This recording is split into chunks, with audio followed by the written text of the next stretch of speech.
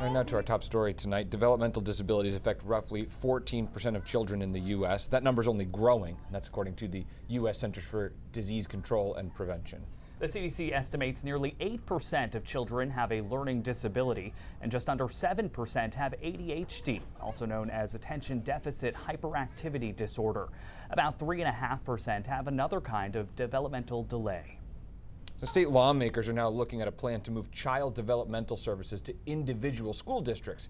CDS serves Maine kids with disabilities. Yeah, many parents of children with disabilities say it needs to be done, but some argue the proposal isn't thorough enough. And News Center Maine's Jackie Mundry explains this isn't the first attempt in Maine to make a change.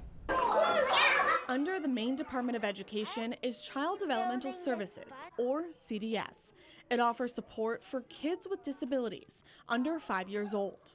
Maine is the only state in the country that has these services under the DOE, and the department wants to change that and leave it up to school districts to provide these services.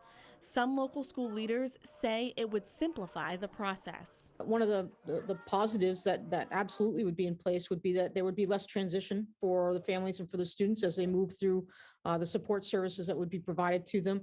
But some parents say it's all happening too fast. We are very concerned that if the timing moves forward, that children will be hurt and lost in this process. Carrie Woodwork is the executive director of the Maine Parent Federation and has 2 children with disabilities herself.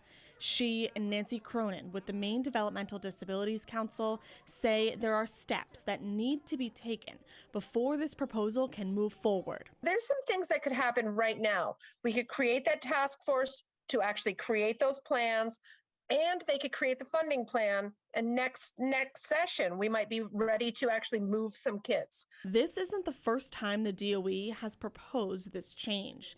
It also faced pushback 4 years ago under former Governor Paul LePage. I don't think there's any real opposition about the concept. It's all about timing and transition and funding. I mean, there's certainly pluses and minuses for these services to be provided by school administrative units. While there are opposing opinions on this proposal, advocacy groups and educators say their goals are the same: to better serve children with disabilities.